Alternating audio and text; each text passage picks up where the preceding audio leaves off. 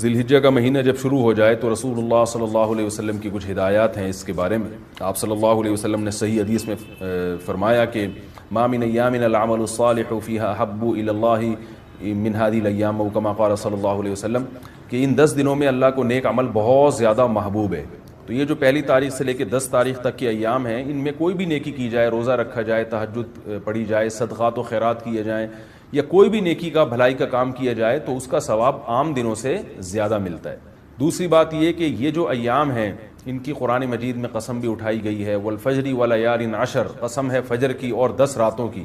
تو جمہور مفسرین اس طرف گئے ہیں کہ ان 10 راتوں سے مراد ذی الحجہ کی راتیں ہیں، تو ان کے دن کی بھی فضیلت ہے اور رات کی بھی فضیلت ہے. اور رسول اللہ صلی اللہ علیہ وسلم نے ان ایام کے بارے میں فرمایا کہ جس شخص کا ارادہ ہو، صحیح حدیث ہے، جس شخص کا ارادہ ہو قربانی کرنے کا تو اس کو چاہیے کہ ان دنوں میں اپنے ناخن اور بال نہ کاٹے.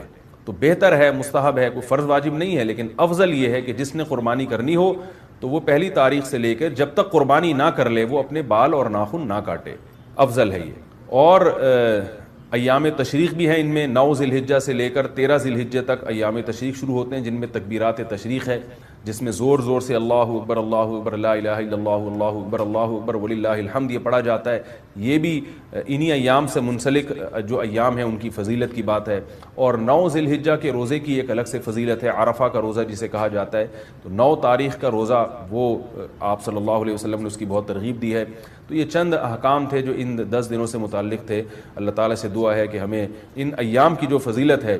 رسول اللہ صلی اللہ علیہ وسلم نے فرمایا 2 کلمات ایسے ہیں حبیبتان الی الرحمن، جو رحمان کو بہت زیادہ محبوب. آپ کو پتہ ہے فعیل بمعنی مفعول کثرت سے آتا ہے عربی میں، تو یہاں حبیب بمعنی کیا ہے؟ محبوب. اللہ کو بہت محبوب ہیں.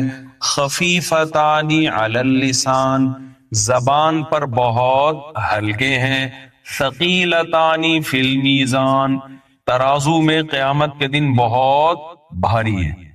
دیکھو کسی عمل کو کرنے کے لیے موٹیویشن چاہیے نا. ہمیں کوئی عمل ہم کرنا چاہتے ہیں تو ہمیں کہیں سے موٹیویشن ملتی ہے تو ہم اس عمل کو کر لیتے ہیں. تو موٹیویشن کے لیے 3 چیزیں ہوتی ہیں جس سے آپ کو اس عمل کے کرنے کی ترغیب ملتی ہے.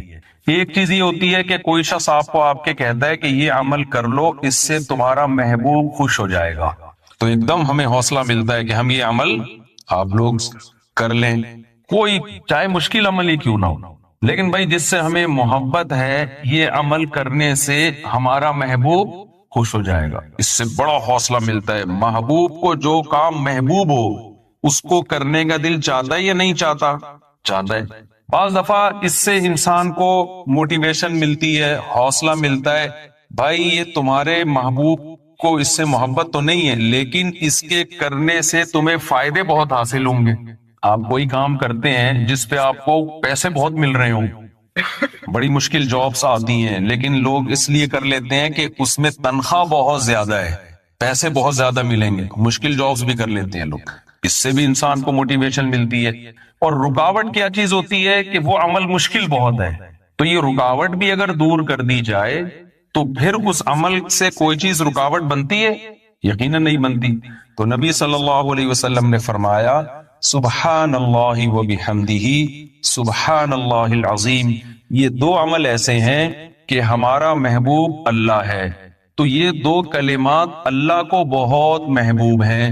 تو مسلمان کے لیے اس کلمے کو زبان سے بار بار دہرانے کے لیے اتنی ترغیب کافی ہے کہ ہمارے محبوب اللہ ہے، اس اللہ کو یہ کلمات بہت زیادہ محبوب ہیں. یہ کافی ہے.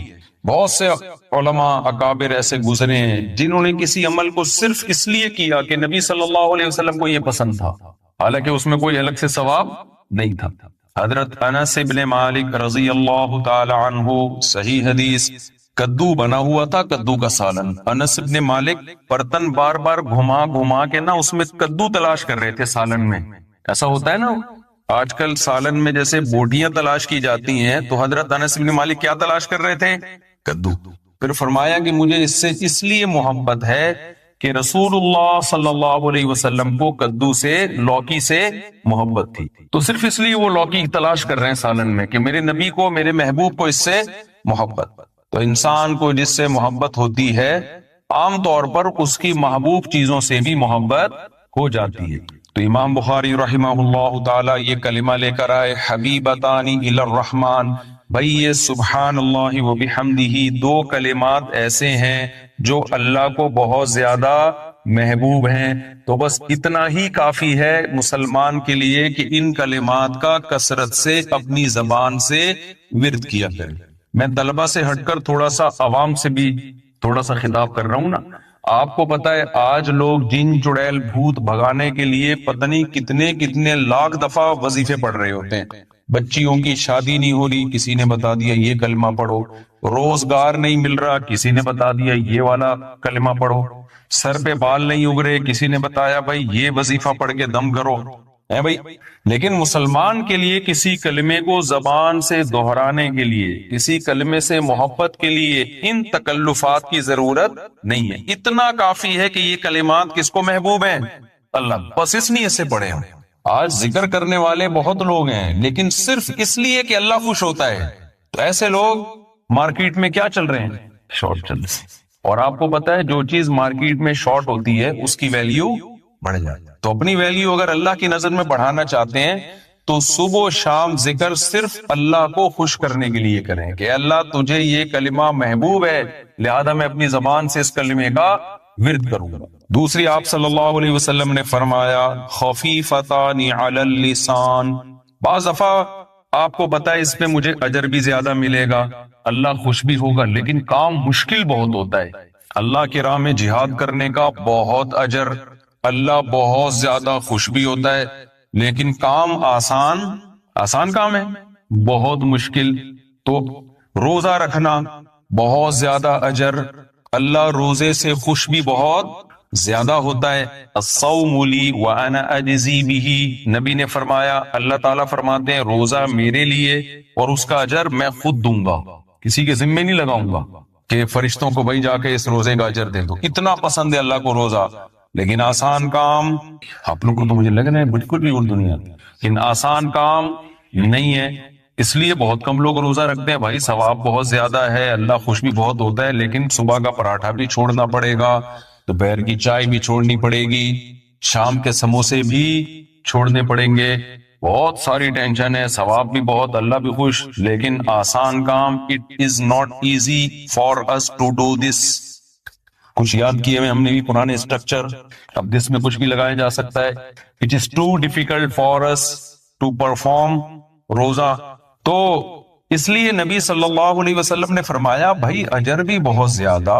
اچھا، نماز اللہ کو سب سے زیادہ محبوب، لیکن اللہ نے خود فرما دیا وَإِنَّهَا لَكَبِيرَةٌ إِلَّا عَلَى الْخَاشِعِينَ. یہ بہت مشکل ہے سوائے ان لوگوں پر جو اللہ کا خوف ہے دل کے دلوں میں. لیکن نارملی نماز پابندی سے پڑھنا آسان کام نہیں ہے. تو اس لیے نبی صلی اللہ علیہ وسلم نے ترغیب کے لیے فرمایا خفیفتان علی اللسان، کیونکہ یہ کلمات زبان سے ادا کیے جاتے ہیں اور زبان پر بہت ہلکے ہیں، اس لیے بہت زیادہ اللہ کو محبت اور ان کی ادائیگی زبان کے لیے بہت آسان. فرمایا ثقیلتان فی المیزان. ہو سکتا ہے کسی کے دل میں یہ خیال آئے کہ جب زبان پر اتنے ہلکے ہیں، اتنی آسانی کے ساتھ ہم زبان سے یہ دو کلمے ادا کر سکتے ہیں، تو ہو سکتا ہے اتنا ہی ہلکا ویٹ ہو ان کا ترازو میں. قیامت کے دن وزن لا کے رکھا جائے تو کوئی اس کی ویلیو ہی نہ ہو، ویٹ ہی نہ ہو. تو آپ نے فرمایا ثقیلتان فی المیزان. جب ترازو قیامت کے دن اعمال کا لگے گا تو ان میں یہ کلمات بہت زیادہ وزنی ہوں گے، بہت نیچے جھکا دیں گے. تو یہ دو کلمات کیا ہیں؟ سبحان اللہ و بحمدہ سبحان اللہ العظیم. آپ اگر قرآن و سنت میں غور کریں گے، قرآن میں یا احادیث میں، تو سبحان اللہ اور الحمدللہ ان کلمات کی فضیلت سب سے زیادہ ملے گی. اس کی وجہ کیا ہے؟ دیکھیں، جب ہم کسی کی تعریف کرتے ہیں تو تعریف کرنے کے دو طریقے ہوتے ہیں. ایک، اس پر جو غلط الزامات لگے ہیں ان الزامات کو اس سے بری کر دینا، یہ بھی کسی کی تعریف کا طریقہ ہوتا ہے. کسی نے کسی پہ الزام لگا دیا یہ کرپٹ ہے، یہ ایسا ہے، یہ ویسا ہے، آپ اس کی تعریف کرتے ہیں، بھائی یہ کرپٹ نہیں ہے، یہ چور نہیں ہے، یہ بد کردار نہیں ہے. یہ بھی تعریف کا ایک طریقہ ہوتا ہے. اور ایک طریقہ ہوتا ہے کہ اس کی طرف اچھی صفات کی نسبت کی جائے، یہ با کردار ہے، یہ سچا ہے، یہ طاقتور ہے. تو الحمدللہ کا مطلب کیا ہے؟ اللہ کی طرف تمام اچھی صفات کی نسبت کی جائے. اور سبحان اللہ یہ تنزیہ ہے، تمام بری صفات سے اللہ کو پاک قرار دیا جائے. اس لیے ان دو کلمات کی شریعت میں سب سے زیادہ فضیلت ہے، کیونکہ اس میں آپ نے اللہ کی ایک جامع تعریف کر دی. اللہ کی طرف جو عیب منسوب ہیں، عیسائیوں نے کہا عیسیٰ ابن مریم اللہ کے بیٹے ہیں، جب آپ نے سبحان اللہ کہا اس کا مطلب اللہ اولاد کی عیب سے پاک. مشرکین نے کہا فرشتے اللہ کی بیٹیاں ہیں، جب آپ نے سبحان اللہ کہا تو اللہ کی طرف اس عیب کو آپ نے اولاد کے عیب سے اللہ پاک ہے. کسی نے کہا مریم اللہ کی زوجہ ہیں، تو سبحان اللہ میں آپ نے اللہ کو اس عیب سے پاک قرار دیا. اللہ تجھ میں یہ عیب نہیں. انسانوں میں تو یہ کمال ہے کسی کی بیوی ہونا، بیٹا ہونا، تبھی میں صاحب کمال ہوں آپ کی راہ.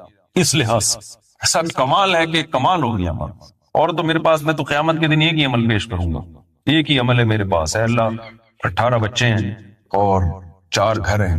اب خواتین آئی ہوئی ہیں تو میں نہیں زیادہ پریشان کرنا چاہتا، حدیث کو میں مکمل کروں جلدی سے. تو لیکن اللہ کے لیے بیوی کا ہونا اور اولاد کا ہونا عیب. آیت الکرسی پوری اسی تنزیہ ہے. لا تأخذہ سینۃ ولا نوم. یہودی یہ کہا کرتے تھے اللہ نے 6 دنوں میں آسمان کو بنایا پھر تھک گیا، ایک دن اللہ نے آرام کیا. اللہ نے فرمایا لا تأخذہ سینۃ ولا نوم. اللہ کو نہ نیند آتی ہے نہ اونگ آتی ہے. ولا یؤودہ حفظہما. آسمانوں اور زمینوں کی حفاظت اللہ کو تھکاتی نہیں ہے، وہ تھکتا نہیں ہے. وَلَمْ يَعْيَ بِخَلْقِهِنَّ. اللہ نے آسمانوں اور زمینوں کو بنایا اور ان کو بنا کے اللہ تھکا نہیں. اس لیے اللہ نے جو ایک دن رکھا وہ اس لیے نہیں کہ اللہ تھک گئے تھے. ہم تو 6 دن کام کرتے ہیں نا، پھر ایک دن آرام. ویسے ہمارے پاکستان میں تو 6 دن بھی کام نہیں ہوتا لیکن ایک دن آرام ہوتا ہے. جو حکومتی لوگ ہیں نا وہ 6 دن بھی آرام کرتے ہیں اور پھر ایک دن اس آرام کی وجہ سے تھکاوٹ ہوتی ہے اس میں وہ کیا کرتے ہیں؟ آرام کرتے ہیں. بہت تھک گئے ہیں 6 دن آرام کر کے. تو سبحان اللہ میں ہر قسم کے عیبوں سے اللہ کو پاک کر دینا. تمام عیبوں سے اللہ کیا ہے؟ پاک.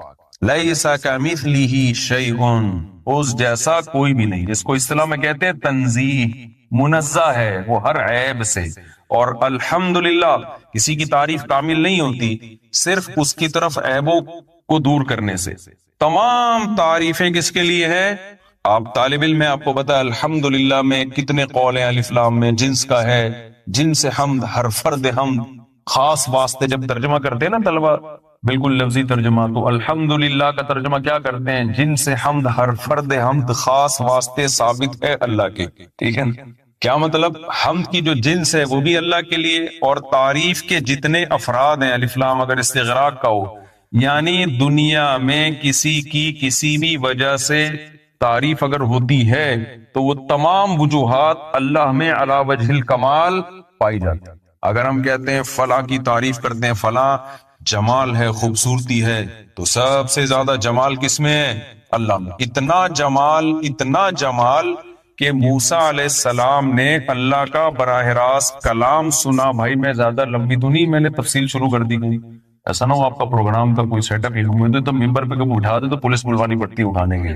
تو میں بس جلدی سے سمیٹ رہا ہوں. مزہ آ رہا ہے اصل میں مجھے یہ جمال اور موسیٰ علیہ السلام کا واقعہ بیان کرنے میں نا. تو جمال اللہ تعالیٰ کا کہتے ہیں موسیٰ علیہ السلام واحد پیغمبر ہیں جنہوں نے اللہ سے اس زندگی میں دیدار کی خواہش کی ہے. کسی اور پیغمبر نے اللہ سے اس زندگی میں دیدار کی خواہش نہیں کی، یعنی یہاں دنیا میں. آخرت میں تو ہوگا. واحد موسیٰ علیہ السلام ہے. سوال پیدا ہوتا ہے بھائی کیوں؟ کیا اکیلے موسیٰ کو اللہ سے محبت تھی؟ جو اللہ سے کہہ رہے ہیں ربی ارینی کیف تحیی الموتى، اے اللہ تو مجھے اپنا جلوہ دکھا. ربی ارینی انظر الیک، اے اللہ میں تجھے دیکھنا چاہتا ہوں، تو اپنا جلوہ دکھا میں تجھے دیکھوں گا. یہ خواہش نہ آدم علیہ السلام نے کی، نہ ابراہیم علیہ السلام نے، نہ نوح علیہ السلام نے، نہ سید الانبیاء محمد صلی اللہ علیہ وسلم نے، کسی پیغمبر نے نہیں. اکیلے کس نے کی ہے یہ خواہش؟ موسیٰ علیہ السلام نے. بھائی سوال پیدا ہوتا ہے کیا باقیوں کو محبت نہیں تھی؟ نہیں بھائی، یہ تو سوال ہی پیدا نہیں ہوتا۔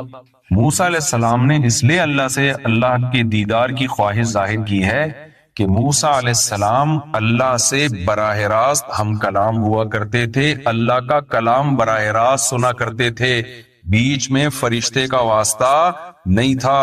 آپ کو پتہ ہے کسی کا کلام سن کے اس سے محبت پیدا ہوتی ہے، ایک بھڑکتی آگ محبت کی۔ اگر کلام خوبصورت ہو، فون آیا آپ کے پاس، ہیلو کی آواز آئی، مختلف طریقوں کی ہیلو کی آوازیں آتی ہیں، آپ نے بولا السلام علیکم، وہاں سے جواب آیا وعلیکم السلام، بعض جواب ایسے رپلائی ہوتا ہے آپ کہتے ہو ابھی لینڈ کارڈ بات ہی نہیں کرو آگے۔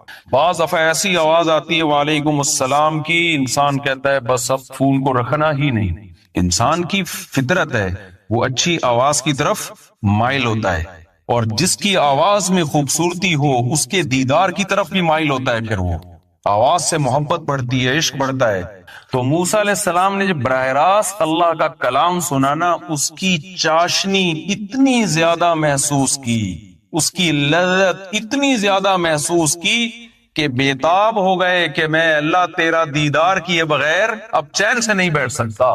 اور اللہ تعالیٰ بھی حضرت موسیٰ کو یہ کہہ سکتے تھے کہ لن ترانی، تو ہرگز مجھے نہیں دیکھ سکتا، یہ اللہ نے کہہ دیا۔ اس کہنے کے بعد حضرت موسیٰ کے لیے مزید کسی دلیل کی ضرورت تھی؟ بولو بھائی، جب اللہ نے کہہ دیا، اللہ نے یہ بھی نہیں کہا لا ترانی کہ تو نہیں دیکھ سکتا، لن ترانی، it isn't possible for you to watch me or to see me۔ اب آپ انگلش میں کون سا صحیح لگے گا وہ آپ خود لگا لیں گے۔ اے موسیٰ یہ امپاسبل ہے، یہ نہیں ہو سکتا کہ آپ مجھے دیکھو۔ لیکن حضرت موسیٰ کی تڑپ کتنی زیادہ تھی، پیغمبر کے لیے اتنی دلیل کافی ہے کہ اللہ نے کہہ دیا ہی نہیں ہو سکتا، لیکن اللہ کو معلوم تھا کہ موسیٰ کی یہ تڑپ ختم نہیں ہوگی۔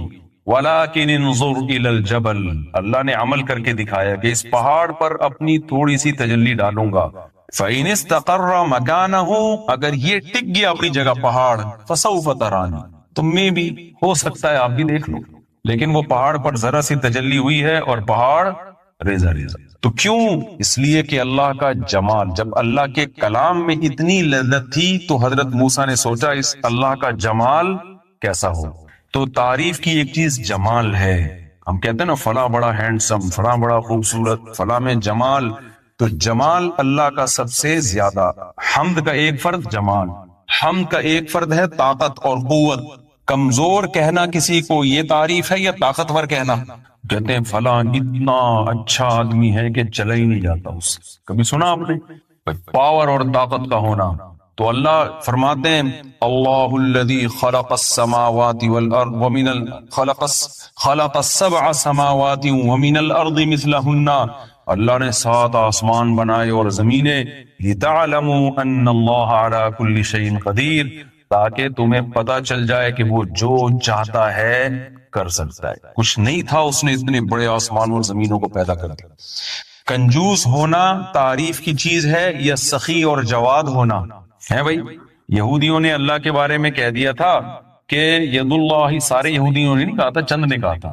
ایسا نہ ہو آپ یہاں کسی یہودی کو پکڑے بولے تم نے بھی بولا تھا، تم نے بھی بولا تھا۔ تو انہوں نے کہا ید اللہ مغلولہ، اللہ کے ہاتھ کیا ہیں؟ بند ہیں، تھوڑا تھوڑا کر کے دیتا ہے۔ اللہ کو اتنا غضب آیا، اگر اللہ تعالی معاذ اللہ نقل کفر کنجوس ہوتے، بخیل ہوتے تو غضب نہیں آتا۔ کنجوس آدمی کو جب آپ بولے نا تو پیسہ نہیں خرچ کرتا، کہتا ہے شکریہ آپ نے میری تعریف کی، تھینک یو۔ لیکن سخی آدمی کو اس سے بہت غصہ آتا ہے کہ مجھے کنجوس کیوں کہہ دیا۔ تو اللہ کو جب موسیٰ یہودیوں نے یہ تانا دیا کہ اللہ کے ہاتھ بندھے ہوئے ہیں، ایسے ترسا ترسا کے تھوڑا تھوڑا کر کے دیتا ہے، اللہ کو اتنا غصہ آیا، فرمایا غلت ایدیہم، جس نے مجھے کہا میرے ہاتھ بندھے ہوئے ہیں، ان اس کے ہاتھ بندھے ہوئے ہیں، بل یداہ مبسوطتان، میرے ہاتھ کھلے ہوئے نہیں بلکہ دونوں ہاتھ ایسے کر کے کھلے ہوئے ہیں، ينفق کیف یشاء، برسا رہا ہوں اپنے بندوں پر۔ تو تعریف کی چیز ہے سخاوت، یہ بھی کس میں ہے؟ اللہ۔ تو الحمدللہ کا مطلب کیا ہوا؟ تعریف کی جتنی قسمیں ہیں سب کی سب کس میں پائی جاتی ہیں؟ اللہ میں۔ اور جتنے عیب ہیں سبحان اللہ، اللہ تمام عیبوں سے پاک ہے۔ تو اس لیے اللہ کو یہ کلمات بہت زیادہ محبوب ہے، کسی بھی شکل میں پڑھے جائیں، تیسرا کلمہ ہے سبحان اللہ والحمد للہ ولا الہ الا اللہ واللہ اکبر. تو کسی بھی شکل میں جب اللہ کی تسبیح اور تحمید کریں گے تو یہ کلمات اللہ تعالیٰ کو بہت زیادہ محبوب ہوں گے. اللہ تعالیٰ ہمیں سمجھنے کی عمل کی توفیق دے.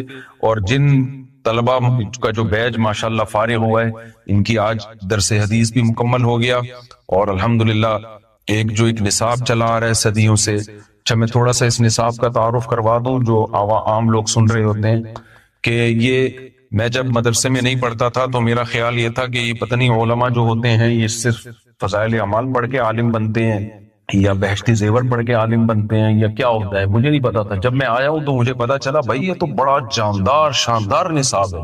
ہم کہتے ہیں نا جو بہت سارے یوٹیوب پہ اسکالرز آ رہے ہیں، لوگ ان سے مسائل پوچھ رہے ہوتے ہیں، ہم ان سے پوچھتے ہیں کیا یہ باقاعدہ عالم بنے کسی مدرسے میں؟ وہ کہتے ہیں عالم بننا کوئی ضروری نہیں ہے، بہت ضروری ہے.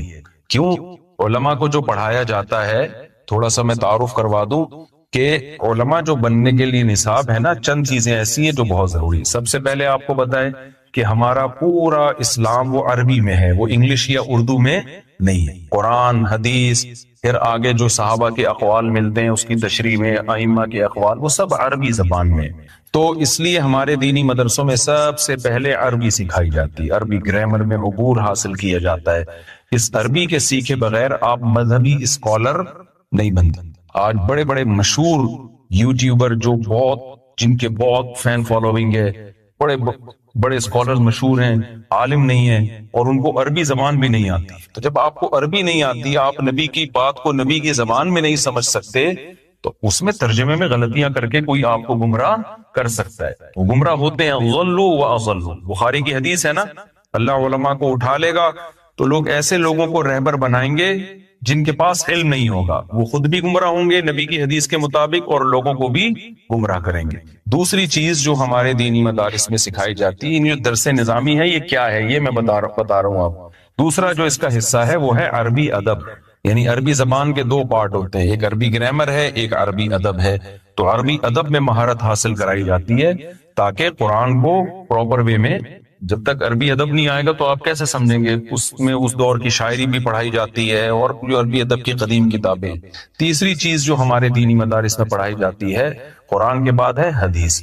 نبی صلی اللہ علیہ وسلم کی احادیث، اس میں صحاح ستہ ہے، فضائل کی کتابیں بھی ہیں، مسائل کی کتابیں بھی ہیں. فضائل کی کتابوں میں ریاض الصالحین بچوں کو شروع میں پڑھا دی جاتی ہے، مستند کتاب ہے وہ. اور پھر مسائل کی کتابوں میں صحیح بخاری، صحیح مسلم اور سنن ترمذی، سنن ابی داؤد جو حدیث کی مشہور 6 کتابیں، سنن ابن ماجہ، اور اس کے علاوہ بھی کتابیں پڑھائی جاتی ہیں. شرح معانی الاثار ہے امام طحاوی کی، اور معارف السنن ہے، مشکات ہے، یہ بھی کتابیں، بہت ساری حدیث کی کتابیں پڑھائی جاتی ہیں. پھر ان کی پوری تشریح ہوتی ہے. لوگ یہ سمجھتے ہیں بس یہ حدیث ایسی کر کے پڑھ رہے ہوتے ہیں. ان احادیثوں سے فقہاء نے کیا کیا استدلال کی ہیں، کون سی حدیث کس مسئلے کی دلیل ہے، اس کے مخالفت میں کیا دلیل ہے، بہت لمبا چوڑا چیپٹر ہے. تیسری چیز جو ہمارے مدارس میں پڑھائی جاتی ہے، اس کے بعد جو ہے نا احادیث کے بعد دوسری ہے تیسری، پہلی تو میں نے بتایا عربی گرامر پڑھائی جاتی ہے، پھر احادیث، طرح قرآن کی تفسیر پڑھائی جاتی ہے عربی میں. آپ لوگ جو عوام لوگ جو قرآن پڑھتے ہیں وہ تو اردو ترجمے پڑھتے ہیں. ہمارے طلبہ جو پڑھتے ہیں وہ کیسے پڑھتے ہیں؟ وہ عربی میں ہی سمجھتے ہیں. اس سے ان میں کانفیڈنس پیدا ہوتا ہے. میں نے جب تفسیر پڑھنا شروع کی تو عامہ پارا، اس میں ہمارے استاذ اس کو گرامر کے لحاظ سے حل کرتے تھے کہ یہ ترجمہ کیسے ہو رہا ہے. تو ہم نے بہت پریکٹس کی ہے اس میں، اور وہ لیکچر میرے اپلوڈ بھی ہوئے میرے یوٹیوب پہ. تو ایسا نہیں ہوتا کہ اب آپ ان نئے نئے اسکالرز جو آ رہے ہیں ان سے آپ ایک تھوڑی سی گرامر کے لحاظ سے، ہمارے ایک دفعہ استاذ نے پوچھا ولو مدبرین کا کیا مطلب ہے. میں نے کہا کہ ولو مدبرین کا مطلب، یہ جو قرآن کہتا ہے نا ان کو جب آیتیں سنائی جاتی ہیں ولو مدبرین، بھائی اس کا مطلب ہے بھاگ جاتے ہیں. استاذ نے مجھ سے پوچھا کہ ولو کا معنی ہی پیٹ پھیرنا ہے اور مدبر کا معنی بھی پیٹ پھیرنا، تو یہ تو قرآن میں کیا ہے، عیب ہو گیا نا کہ ولو یہ پیٹ پھیرتے ہیں، مدبرین پیٹ پھیرتے ہیں. تو کیا ہے بھائی یہ؟ جب تک آپ پراپر وے میں نہیں پڑھیں گے، اس کو کہتے ہیں حال مؤکد. اسے کیا کہتے ہیں؟ ادبار جو ہے نا مدبر، یہ حال ہے، ولو کی حالت، کنڈیشن بیان کر رہے ہیں صرف تاکید کے لیے. اور ایک اور مثال میں آپ کو دیتا ہوں، سبحان الذی اسری بعبدہ لیلا. اسرا کا معنی ہوتا ہے رات کو چلانا ہے بھائی. اللہ کہتے ہیں پاک ہے وہ ذات جو اپنے بندے محمد صلی اللہ علیہ وسلم کو رات کو اس نے چلایا مسجد حرام سے مسجد اقصی جب معراج ہوئی. تو سوال پیدا ہوتا ہے اسرا یسری اسران کا معنی تو رات کو چلانا ہے، تو لیلن کا مطلب تو پھر کیا ہوا بھائی؟ لیلن آگے کیوں آ رہا ہے کہ رات کو چلایا؟ تو آپ ان لوگوں سے پوچھیں، ان کو کچھ بھی نہیں پتا، کیسے ترجمہ کریں گے؟ اس کو کہتے ہیں صنعت تجرید، کہ لیلن میں اسرا میں جو رات کا معنی تھا، اسرا سے اس رات کے معنی کو خالی کر دیا اللہ نے. اللہ تعالیٰ نے اسرا میں جو رات کا معنی تھا نا وہ رات نکال دی، خالی چلانے کے معنی میں رکھا، لیلن کو الگ سے لے آئے اللہ تعالیٰ. سوال پیدا ہوتا ہے اللہ نے یہ کیوں کیا؟ یہ تو بلیغ کلام ہے نا. جب اسرا سے ہی یہ سمجھ میں آ رہا تھا کہ اللہ رات کو چلا کے لے کے گئے ہیں، تو لیلن کو الگ سے بیان کرنا ایک زائد کام ہو گیا کہ نہیں ہو گیا؟ ایک اضافی کام ہو گیا. ایک طرف ہم کہتے ہیں قرآن بلاغت کی کتاب ہے، کوئی لفظ اس میں زیادہ نہیں ہے، دوسری طرف ہم کہہ رہے ہیں بھائی اسرا کا مطلب ہی جب رات کو چلانا تھا تو اللہ نے اسرا میں رات کا لفظ نکال کے الگ سے کیوں استعمال کیا؟ یہ بھائی اس کی وجہ یہ ہے کہ لیلن میں تنوین تقلیل کے لیے ہے. اگر یہ لیلن الگ سے نہ لایا جاتا تو یہ نہیں پتا چلتا رات کے تھوڑے حصے میں اللہ نے یہ کام کیا ہے. ہم سمجھتے پوری رات یہ ہوتا رہا ہے.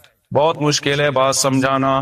اسرا بعبدہ لیلن، اللہ نے لیلن کو تنوین لا کے الگ سے ذکر کر دیا کہ رات کے تھوڑے سے حصے میں اللہ اپنے بندے کو مسجد حرام سے مسجد اقصی کی طرف لے گیا. یہ بلاغت ہے اس میں.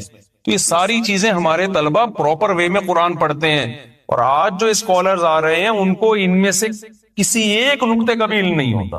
بس ادھر سے ترجمہ گوگل ترجمے کاپی پیسٹ چل رہا ہوتا ہے اور پبلک ان سے گھمراہ ہوتی ہے ریفرنسز کو دیکھ کے. حدیث نمبر صحیح بتا دیا، وہ بھی دیکھ کے بتا دیا. اب نمبر تو ہر آدمی پڑھ سکتا ہے نا.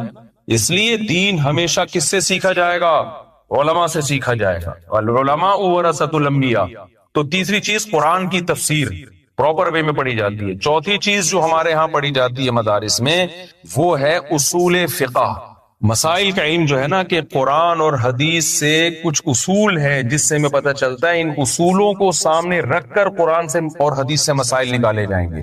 اس کو اصول فقہ کہا جاتا ہے. اور پانچویں چیز ہے فقہ، کہ آج آپ اسلام نیا تو نہیں آیا نا کہ آج کے اسکالر سے ہم پوچھیں یہ حلال ہے یہ حرام ہے. بھائی 1400 سال سے علماء صلحاء صحابہ تابعین ان آیتوں کا اور ان حدیثوں کا کیا مطلب سمجھتے رہے ہیں، اور اس کی انہوں نے کیا تفصیل بیان کی ہے، کس چیز کے بارے میں کیا حکم لگایا کہ یہ حلال ہے یہ حرام ہے یہ مکروہ ہے یہ ناجائز ہے. یہ پورے پراپر وے میں جب آپ یہ تمام چیزیں پڑھتے ہیں، اور یہ ساری صدیوں سے متواتر چلی آ رہی ہیں، یہ مرتب بعد میں ہوئی ہیں لیکن یہ طریقہ صحابہ تابعین سے چلا آ رہا ہے. اس کے بعد انسان اس قابل ہوتا ہے کہ اس کو عالم کہا جائے. اس سے پہلے اس کو عالم نہیں کہا جا سکتا. تو مبارکباد دیتا ہوں میں ان تمام طلبہ کو. ان کے نام اگر میں اناؤنس کر دوں، آپ کا نام ماشاءاللہ، آپ تو استاذ ہیں، واحد آپ ہیں جن کی انگلش مجھے سمجھ میں آ گئی. باقی جتنے سمجھ نہیں آیا کیا کہہ رہے ہیں. آپ کی انگلش میں سمجھ رہا تھا کیا کیا آپ نے، لگ رہا ہے انگلش تجوید سے پڑھی ہے، کسی قاری صاحب سے پڑھی انگلش. آپ کا نام پورا نام بتائیں. انگلش میں کہیں گے ٹوٹل نام. ابراہیم ابن محمود، ماشاءاللہ. ابراہیم اورلووچ. اچھا تم کنورٹڈ ہیں؟ اچھا ماشاءاللہ ماشاءاللہ. جو والد صاحب مسلمان ہیں. آپ سلمان بکازی بکالی. آپ ابراہیم. اچھا وَإِنَّا مِن فِرَاقِكَ یا ابراہیم لَمَحْزُونُونَ. سب آپ کو کہہ کے جا رہے تھے. کیوں؟ آپ تو ابھی جدا نہیں ہوئے، سب موجود ہیں. اردو میرا خیال نہیں سمجھ لیا. چلیے. عبد الرحمن راحت، محمد عبد الحق، مکین چودھری. آپ ہمارے لوکل آدمی لگ رہے ہیں. آپ زین العابدین، زین عابد، ماشاءاللہ. تو آپ سب کو میری طرف سے بہت مبارک ہو.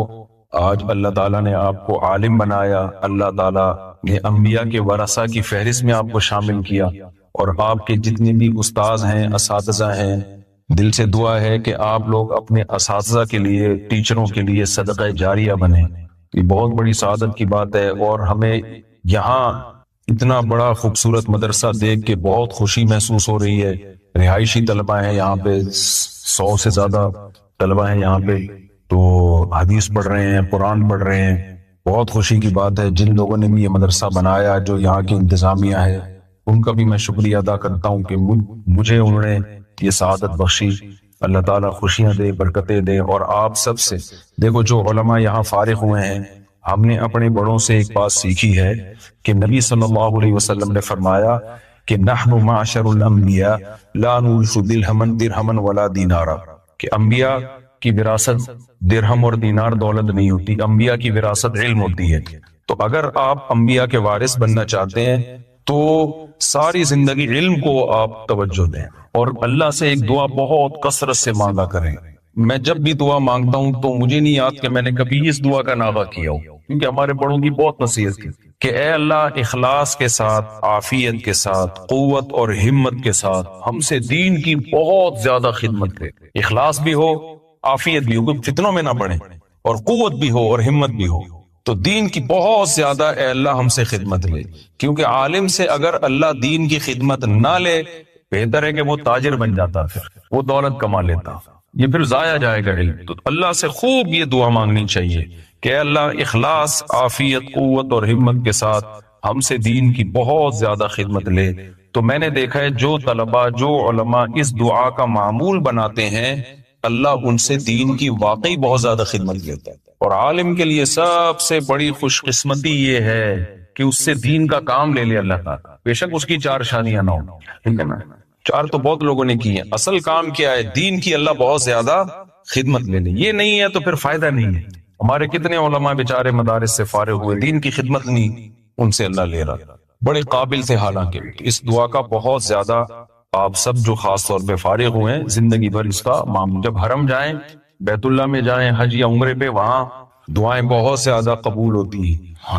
تو کبھی موقع ملے غلاف کعبہ پکڑ کے دعا مانگنے کا تو سب سے زیادہ اپنے لیے یہ دعا مانگو، کیونکہ اگر اللہ نے آپ سے خدمت لے لی تو آپ کامیاب ہیں، خدمت نہیں لی تو کیا ہے بھائی، پھر تو فائدہ نہیں ہوا۔ اللہ عمل کی توفیق عطا فرمائے۔ اسلام کے علاوہ جتنے بھی راستے ہیں نا، ان کو اندھیروں سے تعبیر کرتا ہے، اندھیرے سے بھی کیا اور اندھیروں سے بھی۔ اندھیرا کا مطلب ہے جنس کے لحاظ سے تو سب اندھیرے ہیں، اور اندھیروں کا مطلب بہت ساری قسمیں ہیں گمراہیوں کی، لیکن وہ ساری قسمیں مختلف قسم کے اندھیرے ہیں۔ تو اسلام کے علاوہ جتنے بھی راستے ہیں نا، اللہ کی نظر میں سب اندھیرے ہی اندھیرے ہیں، جن میں انسان کو منزل کا پتہ نہیں ہوتا، اگلے قدم کا پتہ نہیں ہوتا۔ تو اس قرآن کی اللہ نے صفت بیان کی ہے کہ یہ قرآن آپ کو اندھیروں سے روشنی کی طرف لے کر آئے گا، حلال و حرام کا علم دے گا، آپ کو صحیح اور غلط کا پتہ چلے گا اس سے، ایسے اور نیچر کا پتہ چلے گا اس سے۔ بِإِذْنِ رَبِّهِمْ، اپنے رب کے حکم سے آپ ان کو اندھیروں سے نکالیں روشنی کی طرف، اور وہ روشنی کیا ہے؟ إِلَى صِرَاطِ الْعَزِيزِ، اس ذات کا راستہ ہے جو زبردست، غالب، الحمید اور قابل تعریف ہے۔ یعنی بتا دیا کہ جس روشنی کی طرف ہم تمہیں لا رہے ہیں اس کے ایک فائدہ تو یہ کہ وہ روشن راستہ ہے، یعنی دلائل کی دنیا میں روشن ہے، تم پورے کانفیڈنس کے ساتھ اس پر چلو گے، تمہیں اپنے غلط ہونے کا احساس نہیں ہوگا۔ جبکہ اندھیروں میں انسان چلتا ہے تو وہ کانفیڈنٹ نہیں ہوتا، اس کو پتہ نہیں ہوتا کہ میں صحیح چل رہا ہوں کہ غلط چل رہا ہوں۔ تو پہلا راستہ، تو پہلی فضیلت تو اس کی یہ ہے۔ دوسری یہ کہ وہ راستہ ہے بھی اس بادشاہ کا راستہ جو پاورفل بھی ہے، عزیز کا معنی ہر چیز پر غالب بھی ہے، اور قابل تعریف بھی ہے، ساری اچھی صفات اس میں، ہر عیب سے وہ پاک ہے۔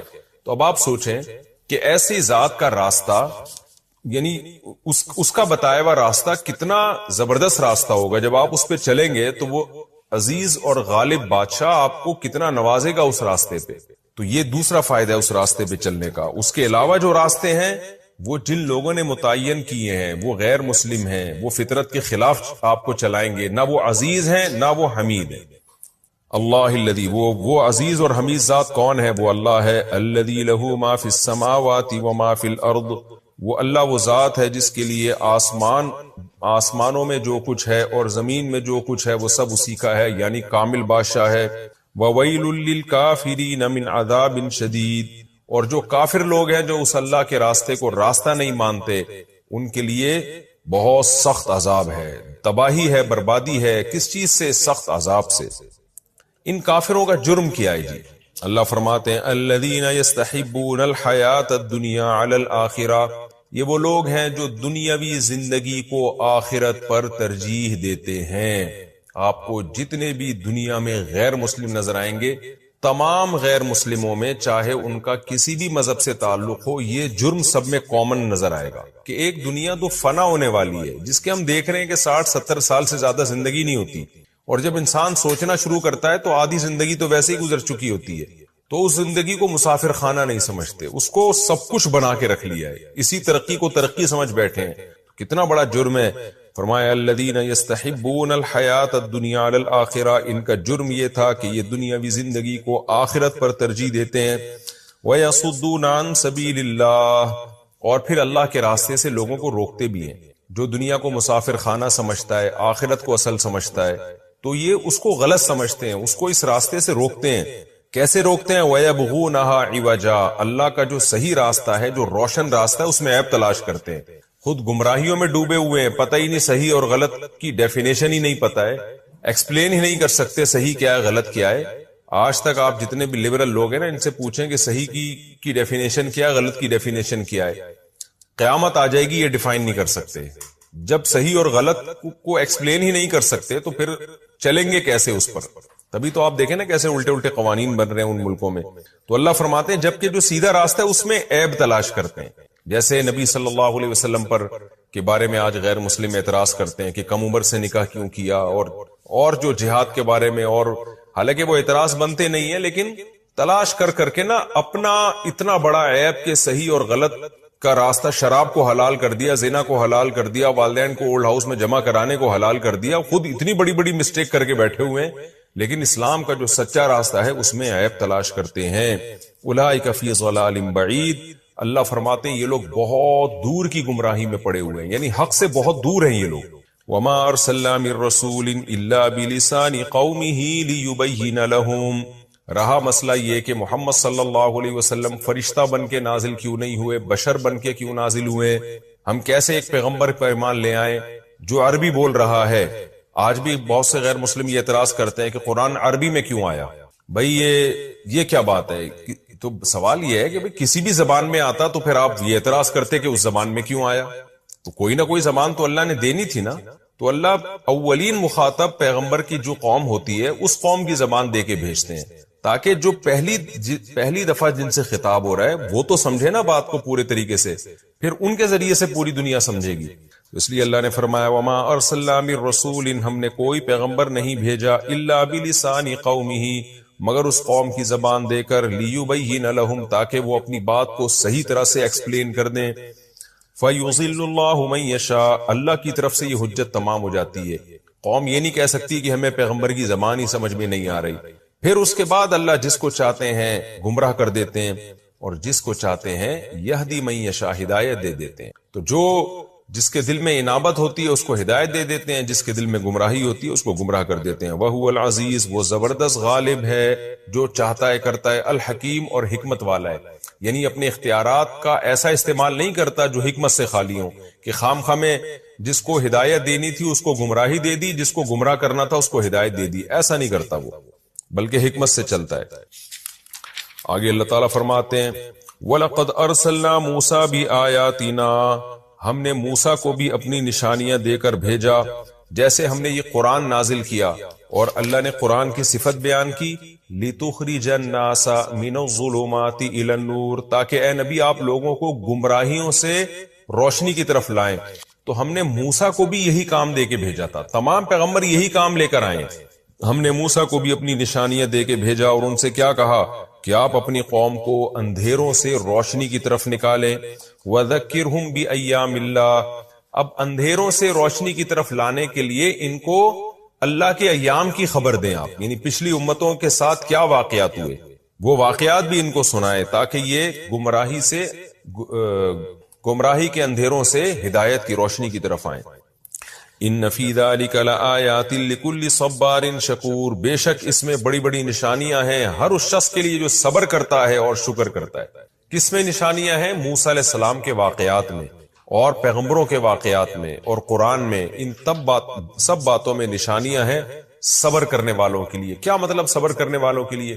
دیکھیں جو جلد باز ہوتے ہیں نا وہ تو اپنی خواہشات کے غلام ہوتے ہیں، بس میری یہ خواہش پوری ہو جائے، یہ خواہش پوری ہو جائے، ان کو غور و فکر کا موقع ہی نہیں ملتا. لیکن جو صبر کرنے والے لوگ ہیں وہ کہتے ہیں بھائی رک جاؤ ذرا، ٹھہرو، اپنی برائی کے قریب مت جاؤ، پہلے غور و فکر کرو.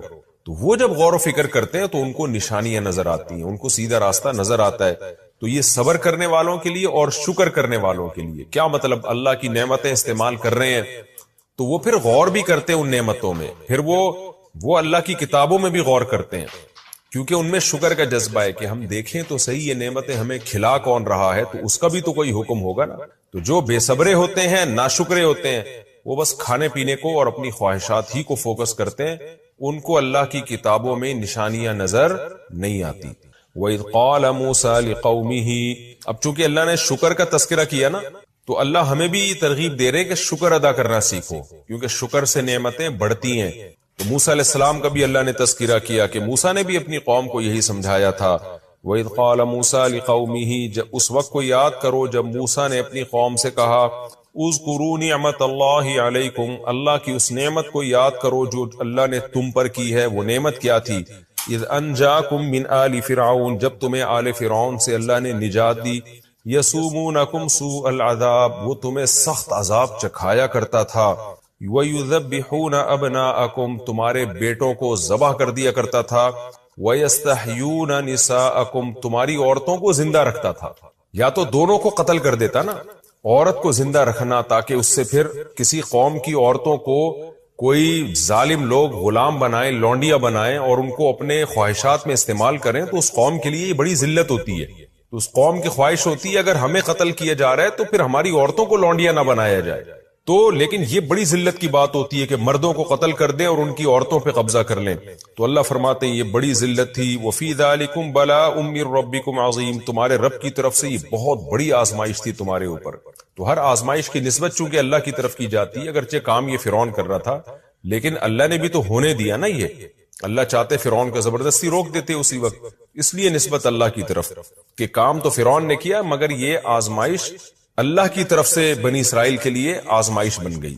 یہ عذاب اللہ کی طرف سے بنی اسرائیل کے لیے آزمائش بن گیا۔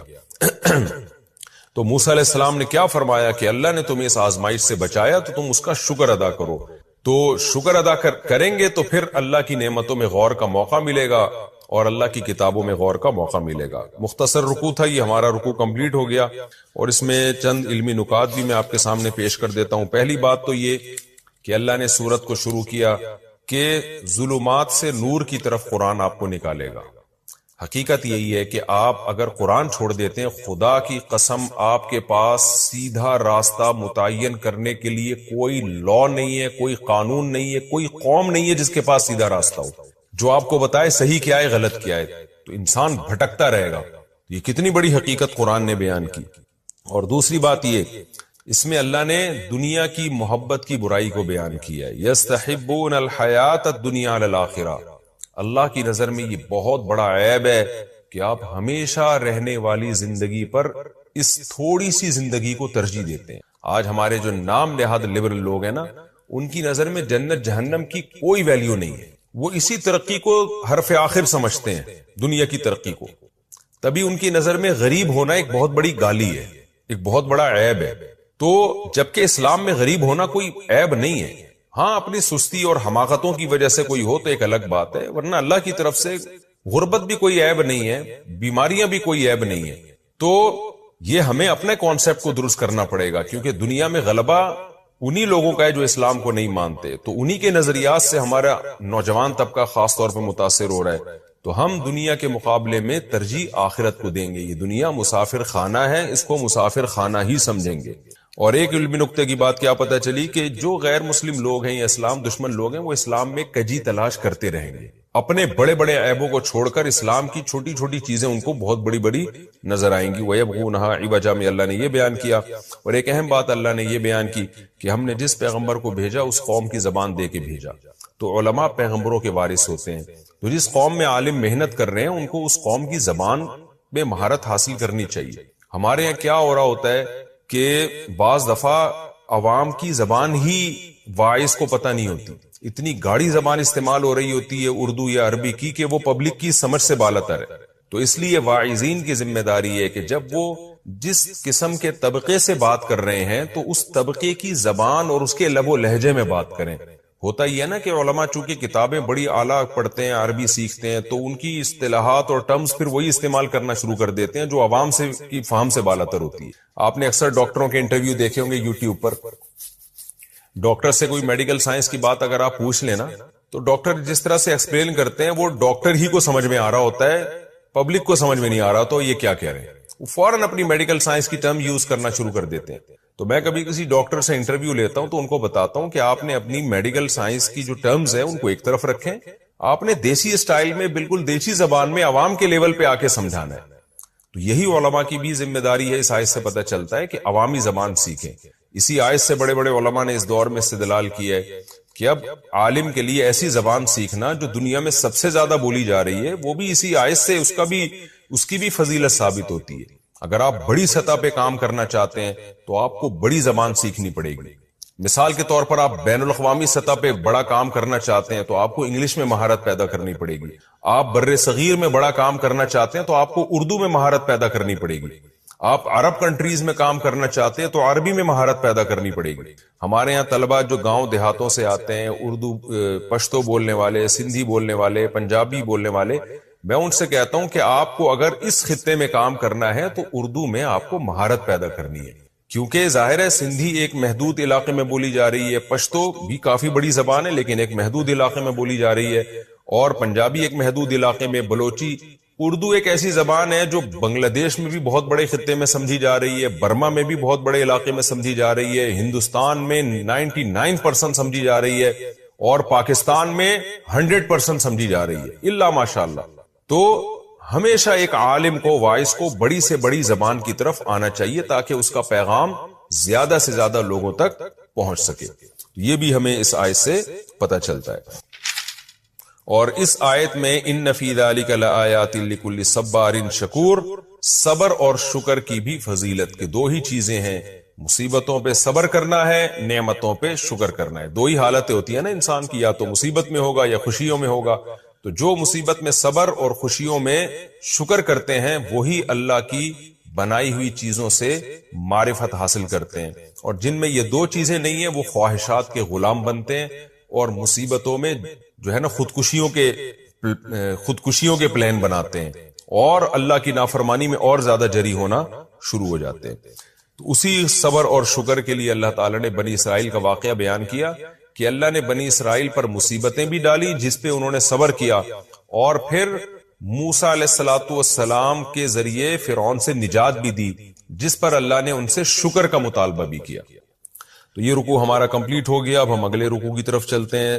سورہ ابراہیم کا رکوع نمبر 2 اور 13ویں پارے کا رکوع نمبر 14. اس کا لفظی ترجمہ ہوگا, پھر انشاءاللہ اس کی تفسیر ہوگی. مختصر گرامر کے ساتھ ترجمہ ہوگا. بسم اللہ الرحمن الرحیم. وَإِذْ تَأَذَّنَ رَبُّكُمْ, یہ بھی پچھلے رکوع سے ہی اس کا لنک ہے. موسیٰ علیہ السلام نے اپنی قوم سے کہا, یہ وہی موسیٰ علیہ السلام کی بات چل رہی ہے.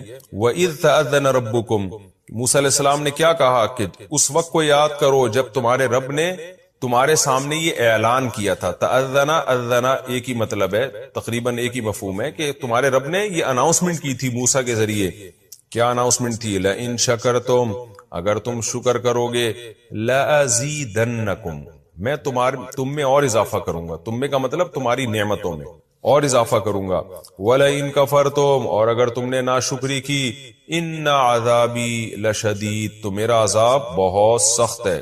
وَقَالَ موسیٰ, اور موسیٰ نے یہ بھی کہا, إِن تَكْفُرُوا, اے بنی اسرائیلیو اگر تم ناشکری کرو گے. کفر یکفرو کا مطلب ناشکری بھی آتا ہے, تو سیاق و سباق کے حوالے سے یہاں مطلب ناشکری ہوگا.